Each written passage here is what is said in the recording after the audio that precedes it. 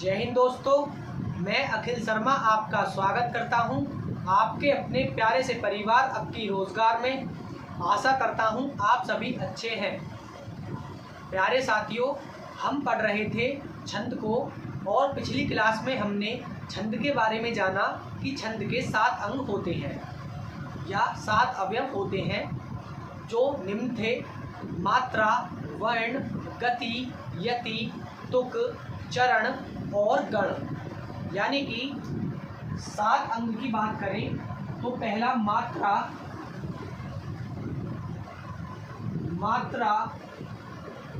वर्ण, यति, गति, तुक, चरण और लास्ट था गण। चरण को हम पद या पाद के नाम से भी जानते हैं और इनकी संख्या थी 7। 1, 2, 3, 4, 5, 6 और 7। और हम इन 7 अंग को समझ चुके थे, जिसमें हमने गण को यमाता राजभान सलगा के आधार पर समझा था। यमाता राज भान सलगा। तो अब हम पढ़ने जा रहे हैं छंद के प्रकार। हम छंद के अंग या अवयव समझ चुके हैं, अब हम पढ़ते हैं छंद के प्रकार। अगर हम छंद के प्रकार की बात करें तो छंद के 3 प्रकार होते हैं। पहला मात्रिक छंद, दूसरा वर्णिक छंद और तीसरा मुक्त छंद। मात्रिक छंद वे छंद होते हैं जिनमें मात्राओं की गिनती होती है और वर्णिक छंद वे छंद होते हैं जिनमें वर्णों की गिनती होती है। मात्रिक और वर्णिक के नाम से ही स्पष्ट है, यानी कि मात्रा जहाँ मात्राओं की गिनती हो मात्रिक छंद और जहाँ वर्ण की गिनती हो वहाँ वर्णिक छंद होता है। तीसरा है हमारा मुक्त छंद। मुक्त छंद वह छंद होते हैं जहाँ पर ना तो मात्रा की गिनती हो ना ही वर्ण की गिनती हो, अर्थात वे छंद जो मात्रा और वर्ण से मुक्त होते हैं उन्हें मुक्त छंद कहते हैं। तो आइए साथियों समझते हैं छंद के प्रकार। हेडिंग डालेंगे छंद के प्रकार, और छंद के प्रकार होते हैं 3: मात्रिक छंद, वर्णिक छंद और मुक्त छंद। तो तीनों छंदों को समझते हैं। तो हेडिंग डालेंगे छंद के प्रकार।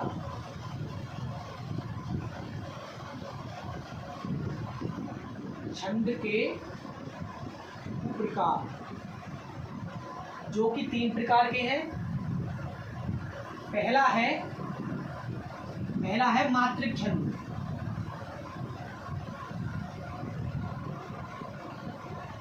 मात्रिक छंद। दूसरा है वर्णिक छंद, यानी कि जहां वर्णों की गिनती होती है, मात्रिक वर्णिक छंद। और तीसरा है मुक्त छंद।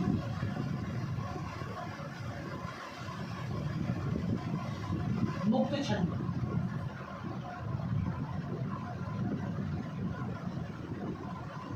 मुक्त छंद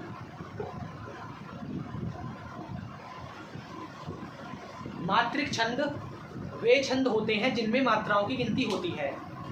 तो मात्रिक छंद में लिखेंगे जहां पर मात्राओं की गिनती हो या मात्राओं की गिनती होती है। जहां पर मात्रा की गिनती होती है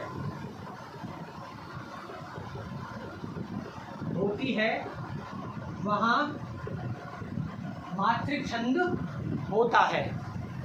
जहां पर मात्राओं की गिनती होती है वहां क्या होता है? मात्रिक छंद होता है।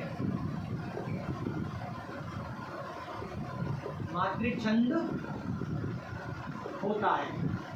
तो एग्जाम्पल के तौर पर समझे, यानी कि जहां पर मात्राओं की गिनती होगी, जैसे एग्जाम्पल में देते हैं रोहन।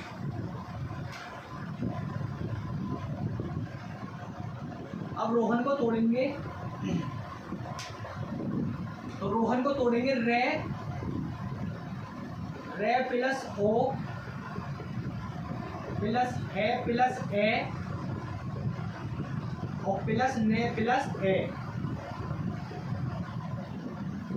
क्योंकि मात्रा हमेशा स्वरों की होती है और आधे व्यंजन में स्वर कभी नहीं होता। यह बात नोट करेंगे कि मात्रा हमेशा स्वर की होती है और आधे व्यंजन में स्वर नहीं होता, पूरे व्यंजन में ही स्वर होता है। तो मात्रा गिने तो ओ यानी कि बिल्कुल मात्रा स्वर की गिनी जाएगी ओनली, तो बिल्कुल खड़ी पाई और खड़ी पाई यानी कि बिल्कुल को दो संख्या यानी कि 2 नंबर और खड़ी पाई को 1 नंबर देते हैं। तो रोहन के यानी कि हम पढ़ रहे हैं मात्रिक छंद, तो रोहन में मात्रिक छंद क्या हो जाएगा, रोहन का मात्रिक छंद हो जाएगा बिल्कुल खड़ी पाई और खड़ी पाई, बिल्कुल खड़ी पाई और खड़ी पाई यानी कि जहां पर मात्राएं गिनी जाएं, जैसे मात्रा स्वर की होती हैं, ओ स्वर है, ए स्वर है, ए स्वर है यानी कि ए आ ई दीर्घ ई उ दीर्घ उ ए दीर्घ ए ओ दीर्घ ओ, यानी कि 11 स्वर की मात्राएं होती हैं री, और बाकी की मात्रा नहीं होती, और आधे व्यंजन में स्वर नहीं होता। मात्रा गिन के दिखा दी, जिस प्रकार एग्जाम्पल पे जहाँ मात्राओं गिनती होती है वहाँ मात्रिक छंद होता है। तो रोहन का मात्रिक छंद क्या हो जाएगा, बिल्कुल खड़ी पाई और खड़ी पाई जहाँ मात्रा गिननी हो। वर्णों में जहाँ वर्णों की गिनती होती है वहाँ वर्णिक छंद होता है। तो लिखेंगे जहाँ पर वर्णों की गिनती होती है, यहाँ गिनती, जहाँ पर वर्ण की गिनती होती है वहाँ वर्णिक छंद होगा, वर्णिक छंद होता है। जहाँ पर वर्णों की गिनती हो, अब वर्णों की गिनती हो, जैसे एग्जाम्पल ले लेते हैं, यहाँ पर लिया रोहन, यहाँ पर लेंगे रमेश, एग्जाम्पल में रमेश, और रमेश में हम मात्रा नहीं गिनेंगे लेकिन रमेश में गिनेंगे हम वर्ण। तो रमेश को तोड़ते हैं इस प्रकार से, रे प्लस ए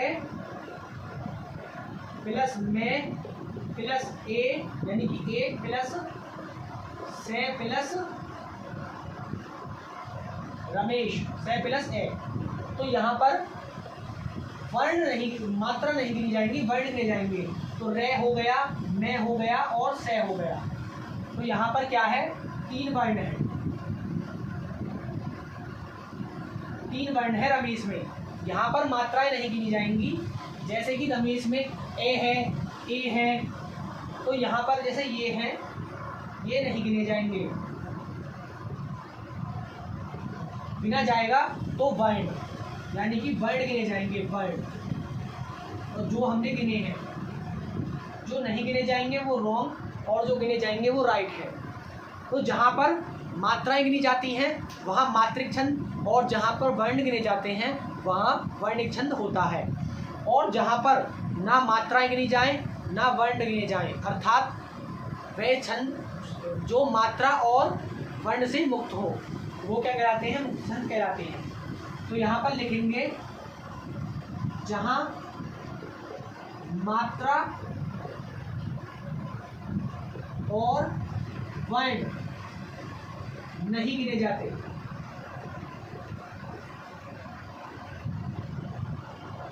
नहीं गिने जाते, वहाँ मुक्त छंद होता है।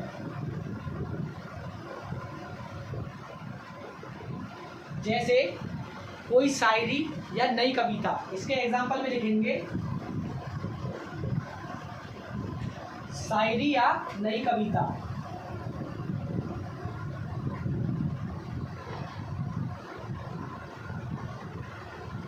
नई कविता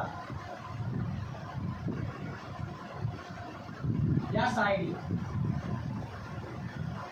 शायरी या नई कविता जो जिनमें मात्रा और वर्ण नहीं गिने जाते वो मुक्त छंद कहलाती हैं। जैसे शायरी और नई कविता, और जिनमें मात्रा गिनी जाती है वह मात्रिक छंद, और जिनमें वर्ण गिने जाते हैं वह वर्णिक छंद कहलाते हैं।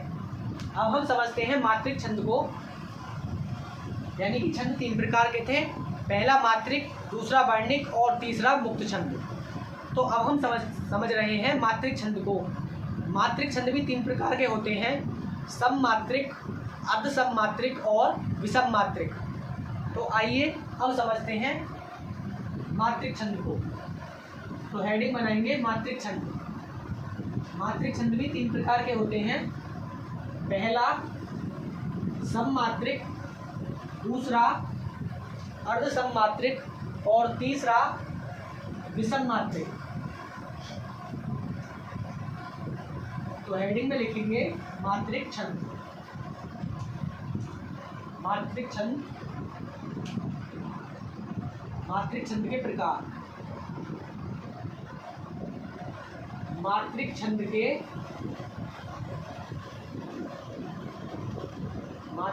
के प्रकार। मात्रिक छंद भी 3 प्रकार के होते हैं, पहला सममात्रिक,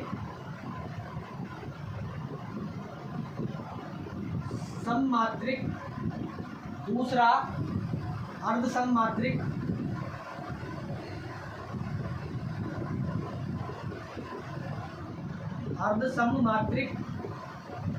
और तीसरा विषम मात्रिक।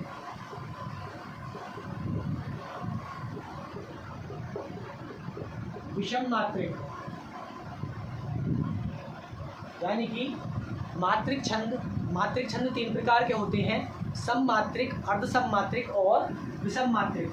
अगर सममात्रिक की बात करें तो जिस छंद के प्रत्येक चरण में मात्राओं की संख्या समान होती है, तो लिखेंगे सममात्रिक में जिस छंद में प्रत्येक चरण में मात्राओं की संख्या समान होती है वहाँ सममात्रिक होगा। तो लिखें जिस छंद के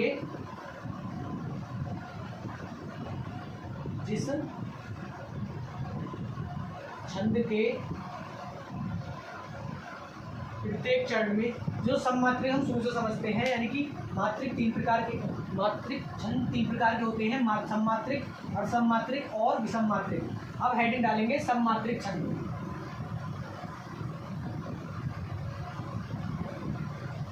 सममात्रिक छंद जहां पर प्रत्येक चरण में समान मात्राएं हो। सममात्रिक छंद नंबर 1,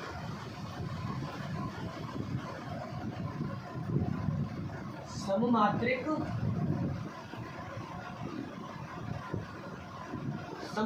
छंद।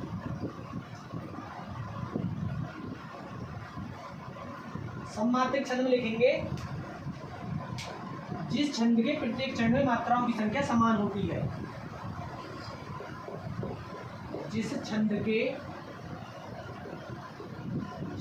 के प्रत्येक चरण में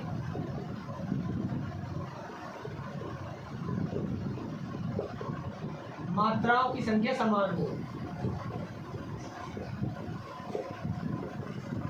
संख्या समान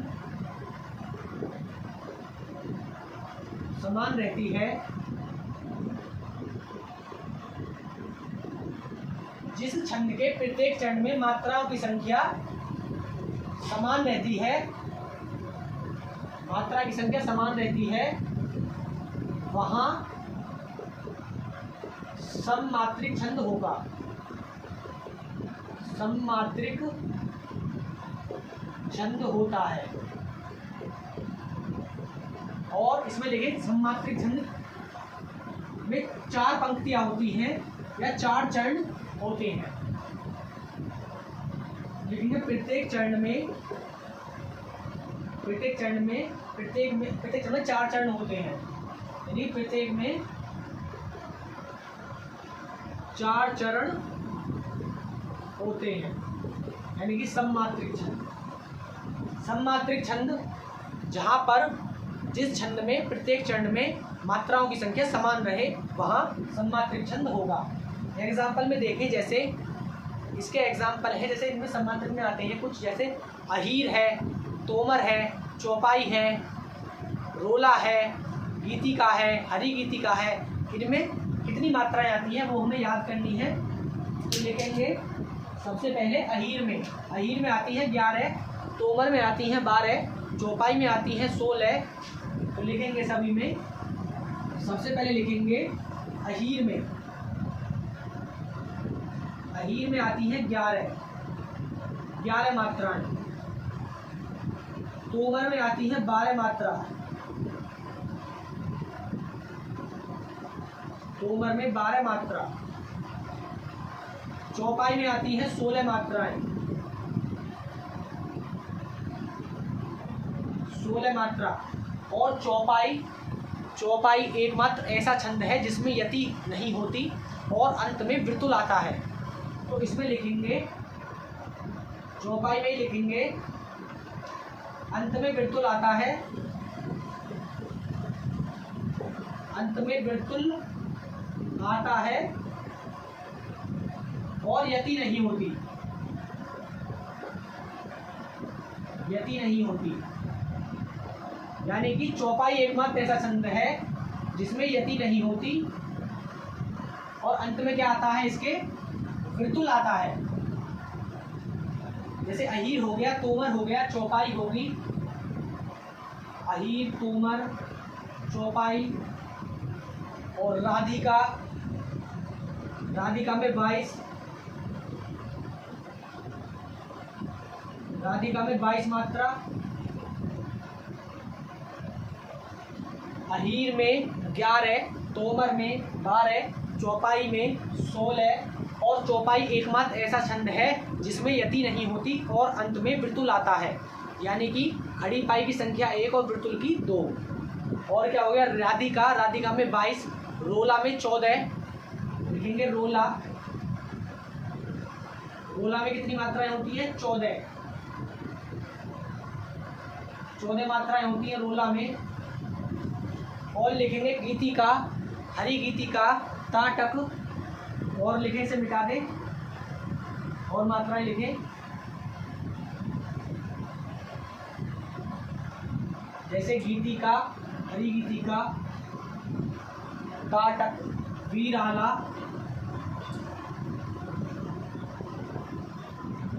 तो लिखेंगे गीतिका में कितनी है, गीतिका में मात्राएं हैं 22, नहीं, रोला में, राधिका में 22, गीतिका में 24 तो 26, गीतिका में 26। तो लेकिन गीतिका में 26 और हरी गीतिका में 28। गीतिका में कितनी मात्राएं, 26 मात्रा। और हरी गीतिका में 28।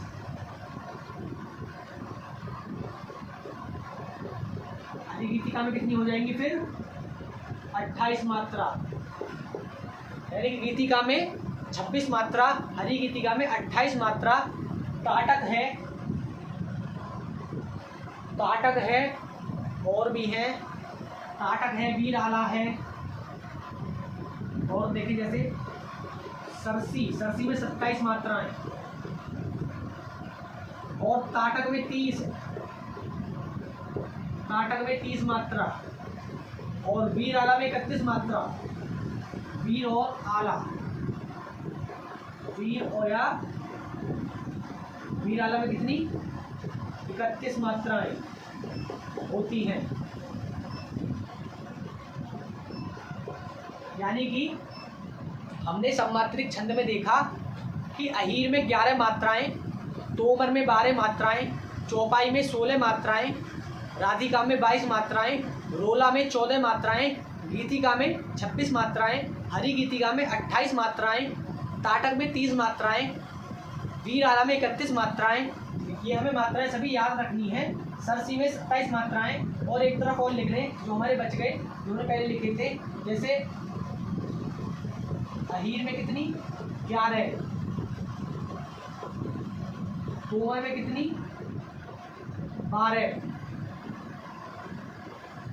12 मात्राएं, और चौपाई में 16, चौपाई में 16 मात्राएं होती हैं। और अंत में वृतुल होता है चौपाई में। और चौपाई एकमात्र ऐसा छंद है जहां पर यति नहीं होती, इसे याद रखेंगे। अहीर में 11, तोमर में 12, चौपाई में 16, रोला में 14, राधिका में 22 मात्राएं, 11 मात्रा मात्रा मात्रा मात्रा और मात्रा। सममात्रिक छंद, जिस छंद के प्रत्येक चरण में मात्राओं की संख्या समान रहती है वहां सममात्रिक छंद होता है। हमने सममात्रिक छंद में देखा, हमने इनकी मात्राएं देखी और हमें ये मात्राएं याद करनी आवश्यक है, क्योंकि एग्जाम में सीधे यहाँ से क्वेश्चन पूछ लेता है कि रोला में कितनी मात्राएं होती हैं और ऑप्शन दे देगा 11, 12, 14 या 18, तो आंसर होगा 14। अब हम समझते हैं, यानी कि मात्रा का हम पहला प्रकार समझ चुके हैं सममात्रिक। अब दूसरा समझते हैं अर्ध सममात्रिक। तो हेडिंग बनाएंगे अर्ध सममात्रिक। अर्ध सममात्रिक कौन से होते हैं? जिन चरणों के विषम चरणों में समान मात्राएं और साथ ही सम चरणों में समान मात्राएं होती है। अब हेडिंग है हमारी अर्ध सममात्रिक छंद। और अर्ध सममात्रिक छंद कौन से होते हैं? अर्ध सममात्रिक छंद वो होते हैं जिनके विषम चरणों में समान एवं साथ ही सम चरणों में समानता होती है, वह अर्ध सममात्रिक छंद कहलाते हैं। तो देखेंगे अर्ध सममात्रिक छंद को। उससे पहले एक मिनट रुकें जरा सा। अर्ध सममात्रिक छंद लिखेंगे अर्ध सममात्रिक छंद।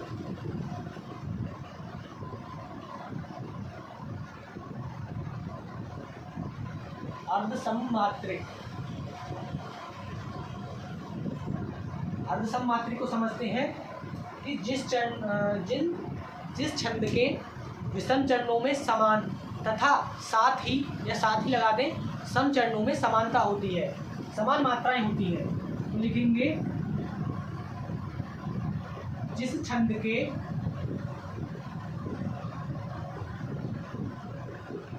विषम चरण में मात्रा समान साथ ही सम चरणों में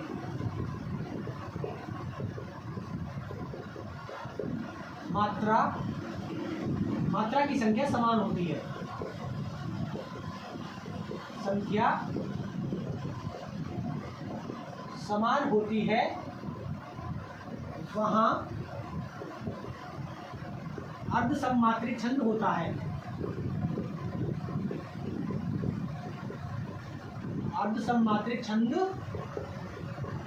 होता है, यानी कि जिन छंद में विषम चरणों में मात्रा की संख्या समान और सम चरणों में मात्राओं की संख्या समान होती है, वहां पर क्या होगा? अर्ध सममात्रिक छंद होता है। अर्ध सममात्रिक छंद जहां पर विषम चरणों में मात्राओं की संख्या समान और सम चरणों में मात्राओं की संख्या समान रहती है। अर्ध सममात्रिक छंद 2 पंक्तियों में होता है, लिखेंगे 2 पंक्तियों में लिखा जाता है। 2 पंक्तियों में लिखा जाता है, यानी कि अर्ध सममात्रिक छंद 2 पंक्तियों में होता है। और इसमें हमें कौन कौन से ऐसे वो हैं वर्ड हैं जो हमें याद करने हैं जिनमें ये मात्राएं आती हैं, जैसे उल्लाला है, सोरठा है, दोहा है। तो अब हम देखते हैं इनके कि हमें इनमें कौन कौन से शब्द याद रखने हैं जिनकी मात्राएं हमें याद होनी आवश्यक है। तो इसे देखेंगे बरवे, यानी कि विषम में मात्राएं समान और सम में मात्राएं समान हो। तो बरवे में विषम में 12 और सम में 7। विषम में कितनी 12 मात्रा और 7 ही सम में कितनी होती है 7।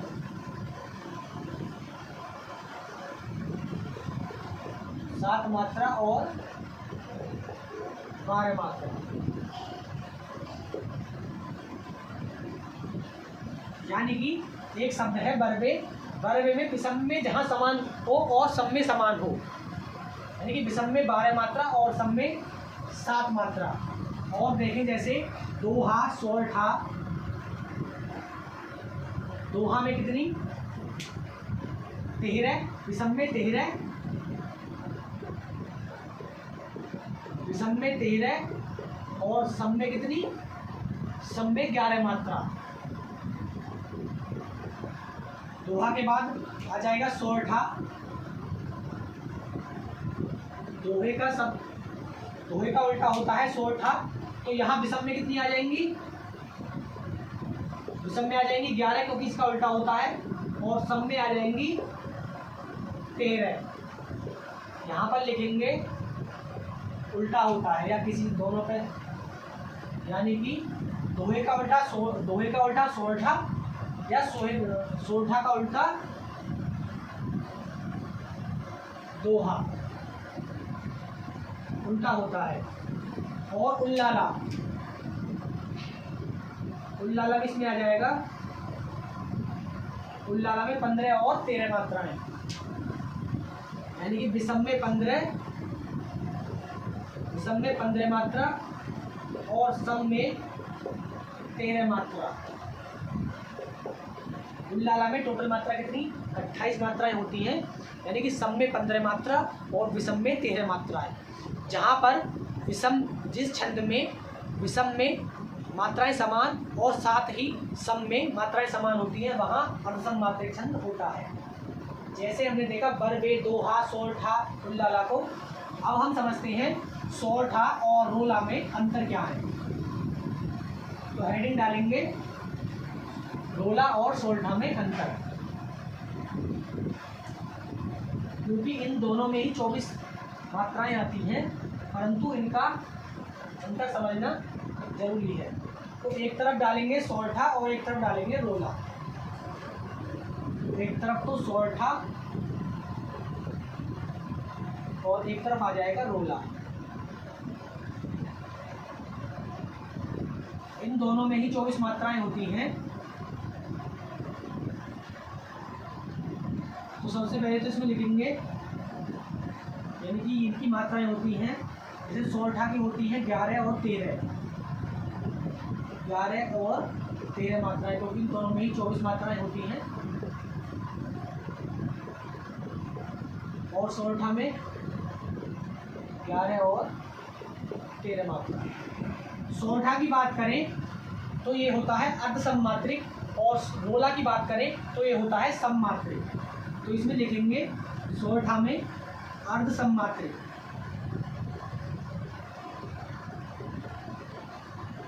अर्धसम मात्रिक, और रोला की बात करें तो ये होता है सम मात्रिक।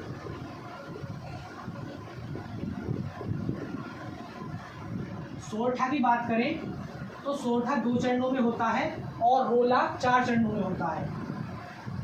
सोरठा 2 चरण में और रोला 4 चरण में, क्योंकि यह सममात्रिक है और यह अर्धसममात्रिक है। और इसमें देखें विषम चरणों में तो होता है, विषम चरण में तुक होता है, परंतु यहाँ जरूरी नहीं है, जरूरी नहीं। यानी कि सोरठा में विषम चरणों में तुक होता है, परंतु रोला में जरूरी नहीं है कि तुक हो। और सोरठा के बारे में देखें तो यहाँ लघु यानी कि खड़ी पाई वर्ण आता है और यहाँ पर वर्तुल आता है। तो यहाँ पर लघु वर्ण आता है, लघु वर्ण, और यहाँ पर वर्तुल वर्ण आता है, वर्तुल वर्ण आता है, यानी कि दीर्घ वर्ण जिसे हम कहते हैं, दीर्घ वर्ण, और जिसका निशान है ये है।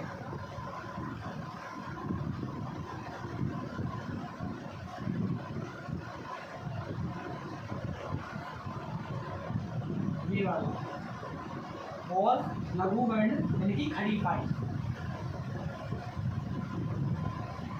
सोरठा और रोला में हमने अंतर समझा, और हमने मात्रिक छंद में सममात्रिक छंद और अर्धसममात्रिक छंद को समझा। अब हम समझने जा रहे हैं विषम मात्रिक छंद को। तो हेडिंग डालेंगे विषम मात्रिक छंद। और विषम मात्रिक छंद कौन से होते हैं? प्रत्येक चरण में मात्राओं की संख्या असमान रहे। जहां पर प्रत्येक चरणों में मात्राओं की संख्या असमान रहती है, यानी कि सममात्रिक की बात करें तो जिसके प्रत्येक चरण में मात्राओं की संख्या समान हो वहाँ सममात्रिक छंद, और जहाँ जिस छंद के विषम चरणों में मात्राएं समान और साथ ही सम चरणों में मात्राएं समान होती हैं वहाँ सममात्रिक छंद, अर्धसममात्रिक छंद होता है। और विषम मात्रिक छंद जिस छंद के प्रत्येक चरण में मात्राओं की संख्या असमान रहेगी, असमान होती है, वहाँ विषम मात्रिक छंद होता है। तो हेडिंग डालेंगे विषम मात्रिक छंद।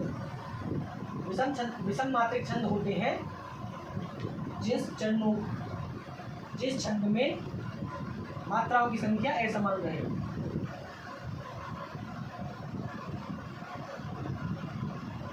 विषम मात्रिक।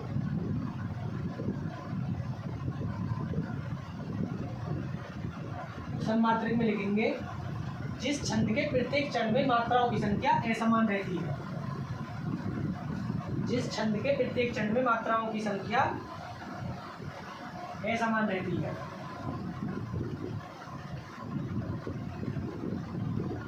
जिस छंद के प्रत्येक चरण में मात्राओं की संख्या असमान हो।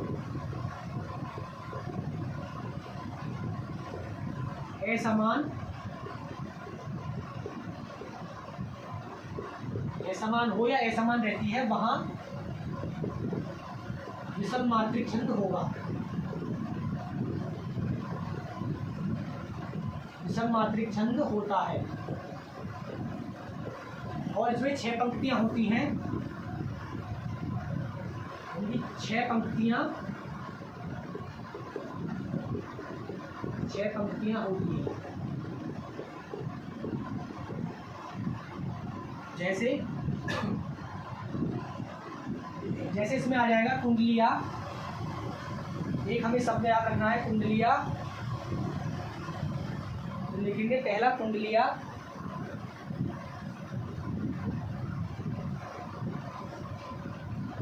कुंडलिया।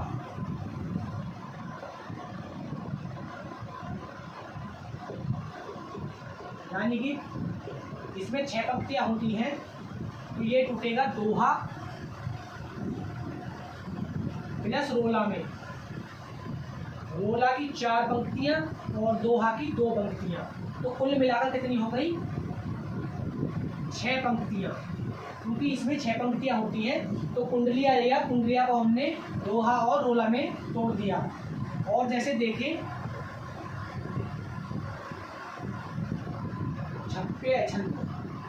छप्पे छंद में भी 6 पंक्तियां होंगी। छप्पे छंद, और छप्पे छंद को हम तोड़ेंगे रोला प्लस रोला, दोहा प्लस रोला, रोला प्लस उल्लाला, रोला प्लस उल्लाला। तो दो रोला की तो आ जाएंगी 4 पंक्तियाँ और उल्लाला की 2 पंक्तियाँ।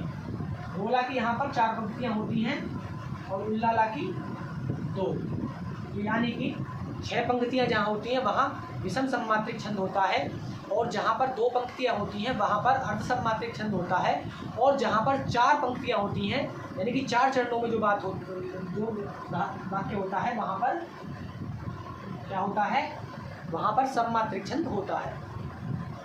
हम मात्रा के आधार पर सममात्रिक, अर्धसममात्रिक और विषम मात्रिक छंद को समझ चुके हैं, और अब हम समझते हैं जो हमारे छंद के 3 प्रकार थे। मात्रिक छंद हम समझ चुके, दूसरा है वर्णिक छंद। तो अब हम समझते हैं वर्णिक छंद को,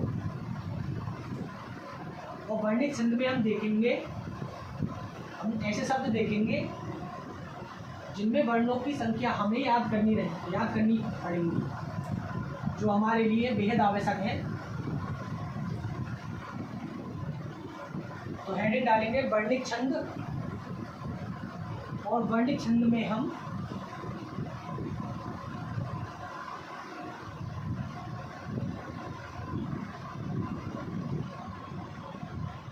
वर्णिक छंद, और वर्णिक छंद में अब हम देखेंगे इनके, यानी कि वर्णिक छंद वो छंद होते हैं जहाँ पर वर्णों की गिनती की जाती है। तो वर्णिक छंद में कौन कौन से आते हैं, जैसे इंद्र वज्रा है, उपेंद्र वज्रा है, इन सभी के हम देखेंगे और उन्हें याद करने की कोशिश करेंगे। तो जैसे हो गया इंद्र वज्रा, इसमें कितने वर्ण आते हैं, तो इसमें आते हैं 11 वर्ण, इसमें आते हैं 11 वर्ण आते हैं। मात्रिक छंद में हम मात्राएं गिनते थे, वर्णिक छंद में हम गिन रहे हैं वर्ण। तो इसमें 11 वर्ण आते हैं। इंद्र वज्रा हो गया, उपेंद्र वज्रा है,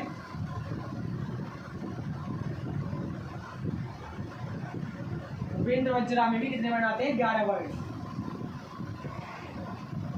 उपेंद्र वज्रा में भी 11 वर्ण। और जैसे देखें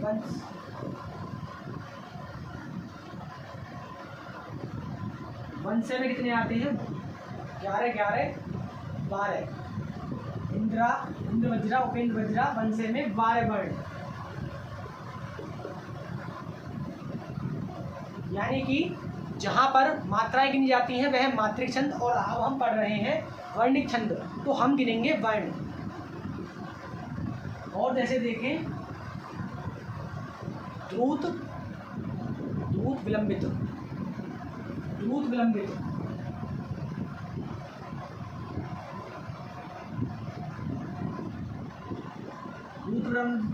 द्रुत विलंबित, इसमें कितनी आ जाएंगी, 12 मात्राएं, सॉरी 12 वर्ण, इसमें 12 वर्ण आते हैं। जैसे और देखें बसंत, जैसे देखें भुजंग, जैसे भुजंग प्रभाती, जैसे भुजंग प्रभाती की बात करें तो 11 11 12 12 भुजंग प्रभाती में आ जाएंगे 12 वर्ण। भुजंग प्रभाती में भी 12 वर्ण। वसंत तलिका में 14 वर्ण।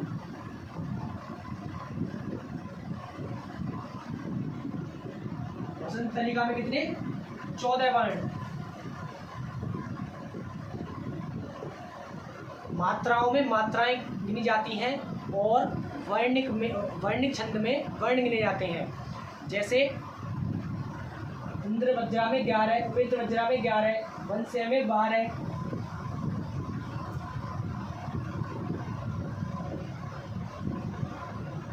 वसंत तलिका। और जैसे देखें मालिनी में कितने हो जाएंगे, 15 वर्ण। तो यहाँ लिखेंगे मालिनी में 15 वर्ण। मालिनी में कितने, 15 वर्ण होते हैं।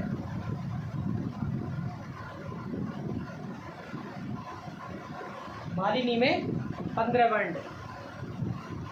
शिखरणी में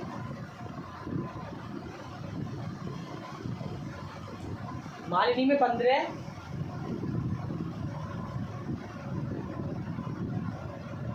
और शिखरणी में कितने वर्ण होते हैं? शिखरणी में होते हैं 17 वर्ण।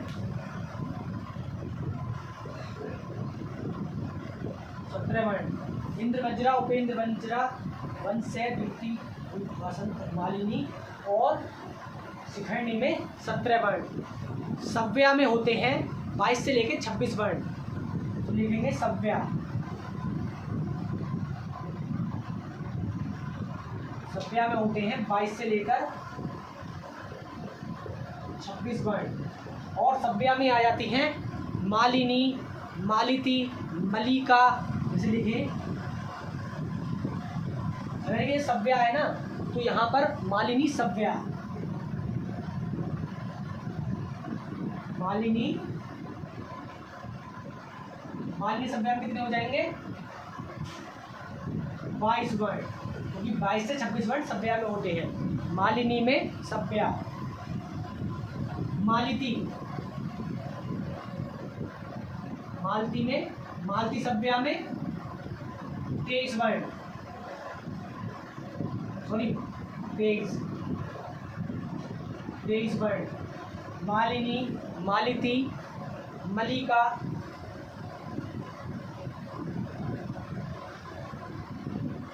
मलिका सव्या में कितने हो जाएंगे? 22, 23 और 24 वर्ण। और जो धनाश्री, धनाश्री में कितने हो जाएंगे? 31 वर्ण। धनाश्री, धनाश्री में कितने हो जाएंगे? 31 वर्ण। और उसी प्रकार रूप धनाश्री, रूप धनाश्री,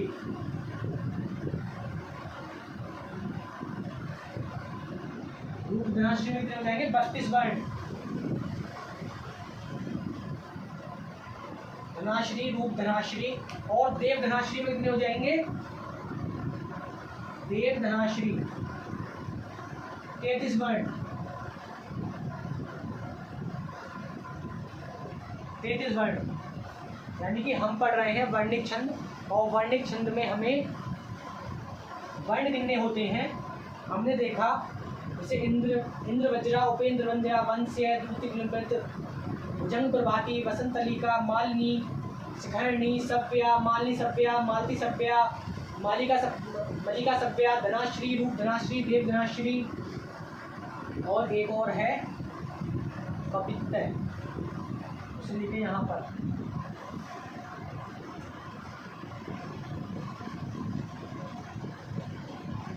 धनाश्री, रूप धनाश्री, देव धनाश्री और पवित्र हो जाएंगे 31, और 31 से लेकर 33 तक।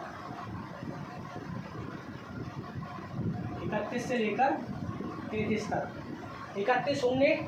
31 वर्ण होते हैं धनाश्री में, 32 वर्ण होते हैं रूप धनाश्री में, और 33 वर्ण होते हैं देव धनाश्री में। सव्या की बात करें तो सव्या में 22 से लेकर 26 वर्ण होते हैं, जिसमें मालिनी में 22 वर्ण, मालती में 23 वर्ण और मलिका में 24 वर्ण होते हैं। जैसे मलिका सव्या, मालती सव्या, मालिनी सव्या, सव्या में लेकर 22 से 26 वर्ण होते हैं। शिखरणी में 17 वर्ण होते हैं। यानी कि हम छंद के दूसरे प्रकार को भी कंप्लीट कर चुके हैं। पहला मात्रा के आधार पर 3 देखें, मात्रिक छंद, सम्मात्रिक, अर्धसम्मात्रिक और विसम्मात्रिक, और दूसरा है वर्णिक छंद। वर्णिक छंद ये है जिसमें हमने इंद्र वज्रा, उपेंद्र वज्रा के वर्णों को देखा। अब हम छंद के तीसरे प्रकार की ओर बढ़ने जा रहे हैं, जिसका नाम है मुक्त छंद। मुक्त छंद से स्पष्ट है, मुक्त शब्द से स्पष्ट है कि जहाँ पर मात्रा और वर्ण की गिनती ना हो, अर्थात मात्रा और वर्ण से मुक्त छंद को मुक्त छंद कहते हैं। तो लिखेंगे मुक्त छंद।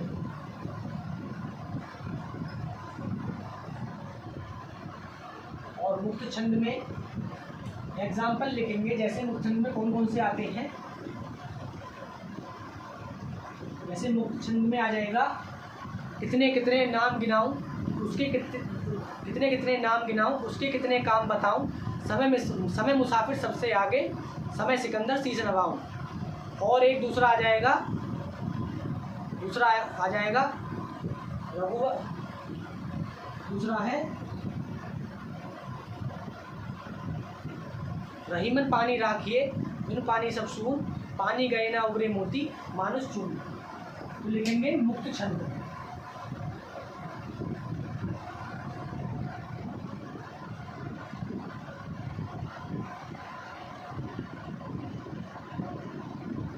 मुक्त छंद जहाँ पर मात्रा और वर्णों की गिनती नहीं की जाती, अर्थात मात्रा और वर्णों से मुक्त छंद को मुक्त छंद कहते हैं। तो लिखेंगे मुक्त छंद। मुक्त छंद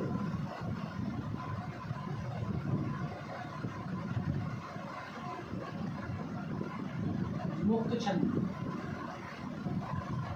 मुक्त छंद जहाँ पर मात्रा और वर्ण की गिनती ना हो।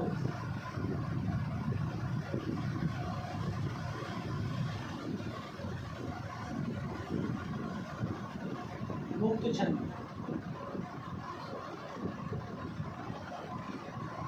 लिखेंगे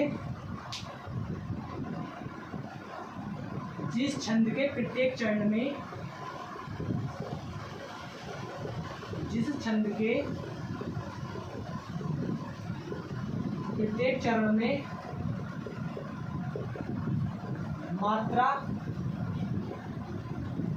मात्रा और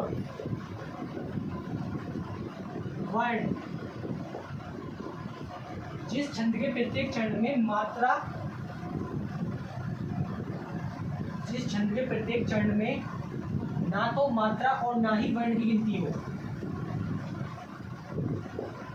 ना तो मात्रा और ना ही वर्ण की गिनती होती है, वर्ण की गिनती हो, वहाँ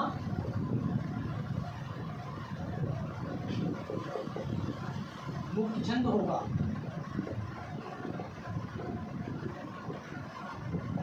यानी कि मुक्त छंद मुक्त शब्द से स्पष्ट है जहाँ पर मात्रा और वर्ण से मुक्त हो, यानी कि मात्रा और वर्ण की गिनती वहाँ पर ना हो, वहाँ मुक्त छंद होगा।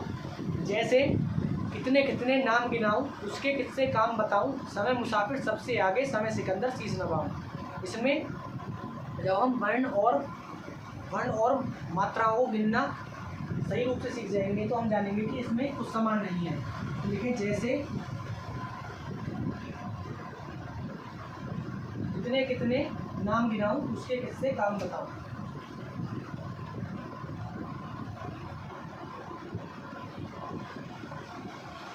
कितने कितने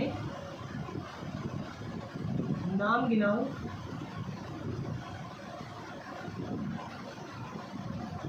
उसके किससे काम बताऊं। कितने कितने नाम गिनाऊं, उसके किससे काम बताऊं।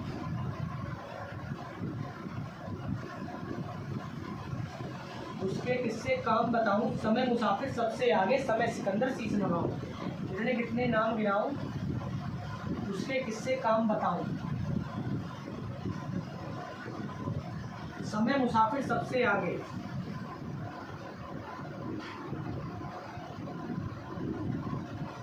समय मुसाफिर सबसे आगे, समय सिकंदर शीश नवाऊं। कितने कितने नाम गिनाऊं, उसके किससे काम बताऊं। समय मुसाफिर सबसे आगे, समय सिकंदर शीश नवाऊं।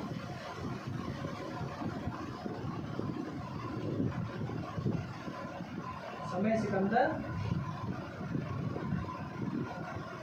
सिकंदर शीश नवाऊं।